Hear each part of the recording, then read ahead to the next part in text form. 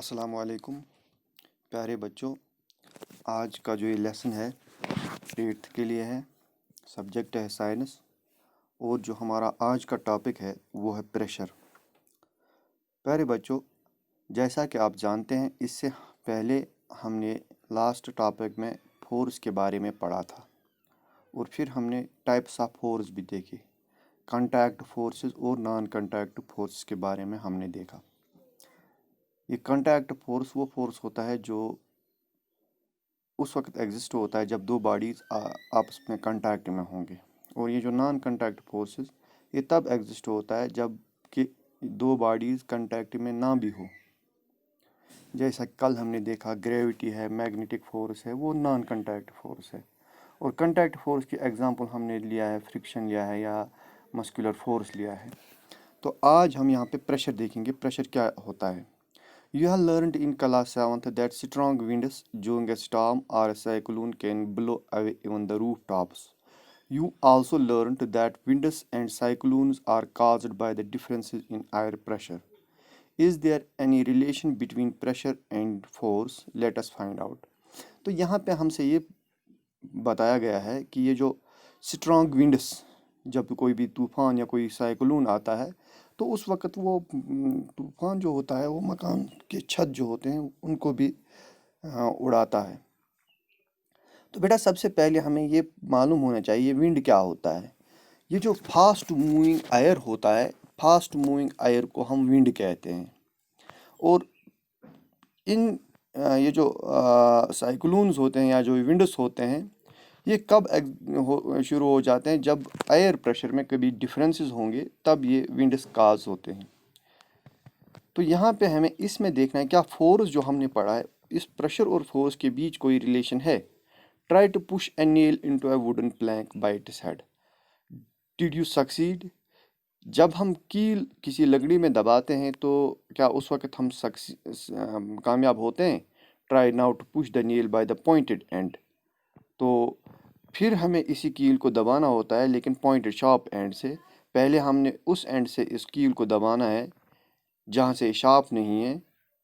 तो could you do at this time? क्या दोनों बार जब हमने ये किया तो हमें आसानी कब होगी, किस बार हम कामयाब होंगे इस कील को इस लकड़ी में दबाने की? Note that the area is in the denominator in the above expression. So the smaller the area, large the pressure on a surface for the same force. अगरचे हमने दोनों बार सेम फोर्स अप्लाई किया है, लेकिन पहली मर्तबा जब ये कील जो था ये जब सर की ओर से हम इसको दबाना चाहते थे तब उस वक्त जो एरिया था इसके अंडर वो ज़्यादा था, लेकिन जब हमने इसको शार्प साइड की तरफ से दबाना शुरू किया तब जो एरिया था वो कम था। तो जाहिर सी बात है जब एरिया कम था तो उस पर ज़्यादा फोर्स पड़ जाता है, तो उस वक्त ये जो कील है हम इसको लकड़ी में दबा सकते हैं।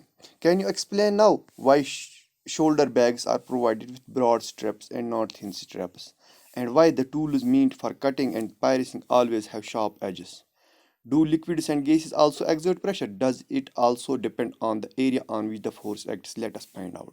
तो यहाँ पे इस सबक में हमें ये बताया जाता है कि जो हमारे पास स्कूल बैग्स होते हैं उनके जो स्ट्रैप्स होते हैं तो वो स्ट्रैप्स थोड़ा वाइड होते हैं। वाइड इसलिए होते हैं क्योंकि जो ये प्रेशर होता है हमारे शोल्डर्स पे इस बैग का वो कम हो जाता है। अगरचे वो स्ट्रैप्स थोड़ा थिन हो तो उस वजह से जो ये प्रेशर होता वो ज़्यादा हमारे शोल्डर्स पे पड़ जाता।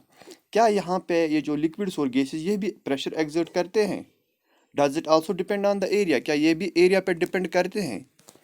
Late us find out. तो हमें यहाँ पे इस एक्टिविटी में इन चीज़ों को देखना है। Pressure exerted bye liquids and gases. तो यहाँ इनमें हमें यही देखना है कि ये जो लिक्विड्स और गैसेस प्रेशर एक्सर्ट करते हैं ये कैसे करते हैं। Note that the rubber sheet has been fixed on the side of the container and not at the bottom.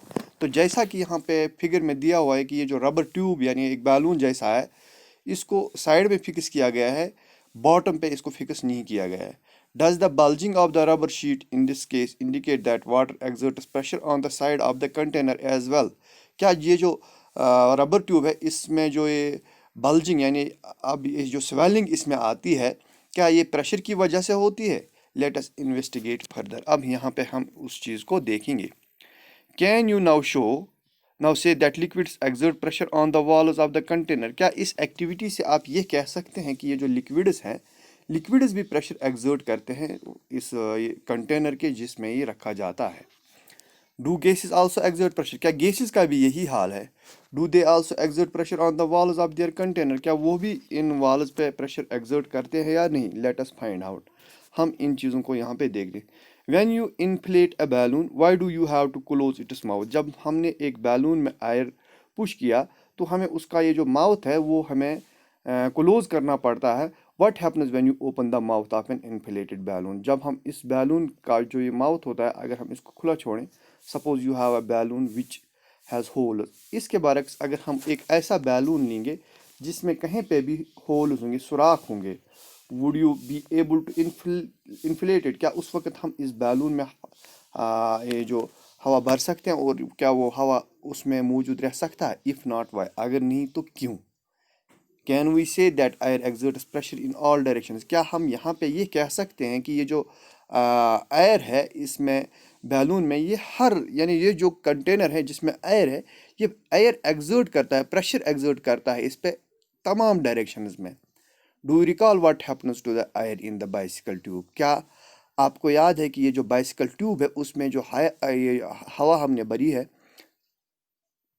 तो when it has a puncture, जब इसमें कोई पंक्चर होता है तो वहाँ से वो निकल जाता है। Do this observation suggest that air exerts pressure on the thinner walls, क्या इसका ये मतलब है कि ये जो इन ऑब्जर्वेशन से जो हमने देखा कि ये जो एयर है ये प्रेशर एक्सर्ट करता है, ये जो इनर वॉल्स होते हैं इस कंटेनर के या इस बैलून के या ट्यूब के, so we find that gases to exert pressure on the walls of their container.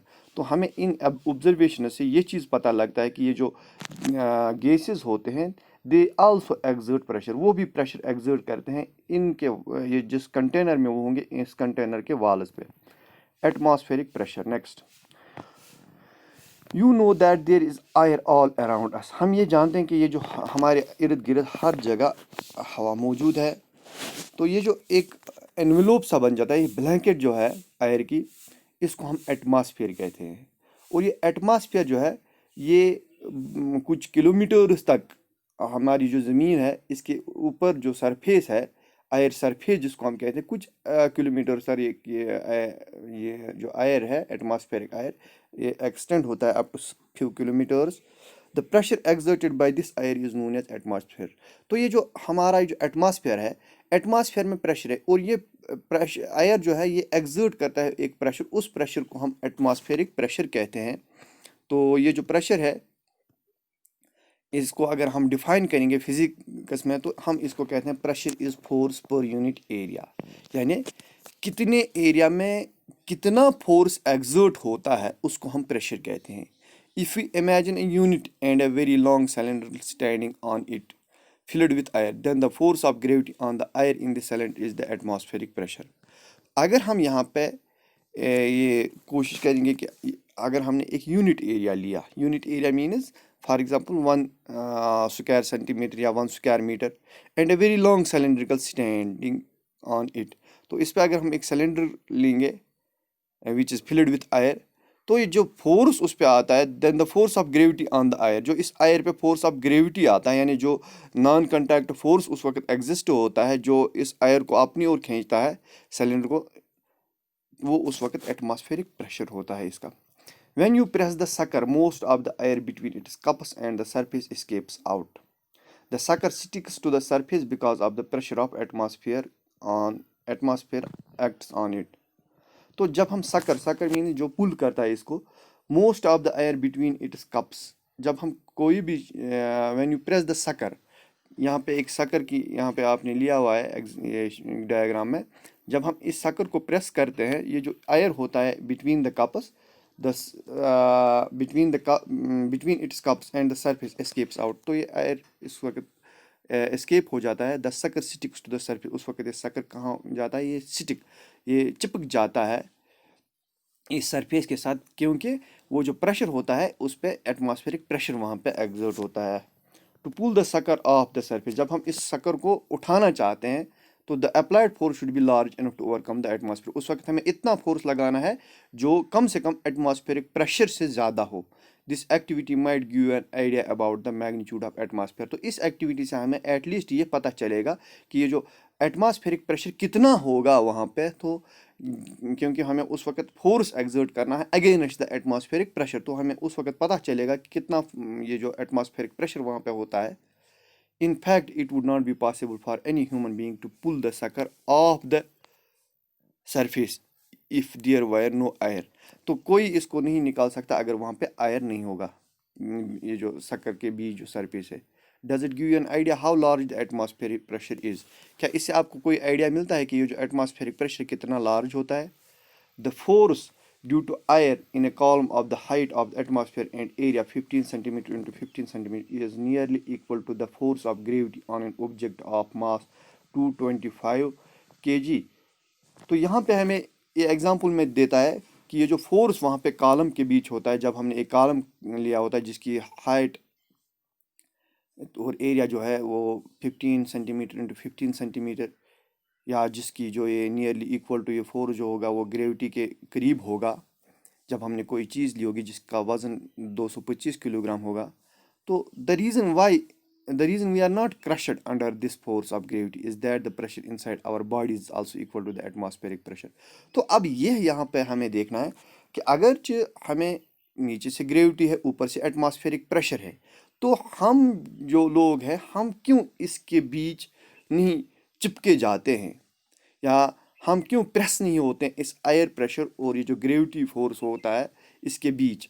वजह यह है कि हमारी बॉडी में भी एक प्रेशर होता है, जो बॉडी प्रेशर जो बराबर होता है एटमॉस्फेरिक प्रेशर के, तो वो उस एटमॉस्फेयर प्रेशर को ओवरकम करता है, जिसकी वजह से हम कंप्रेस नहीं होते हैं।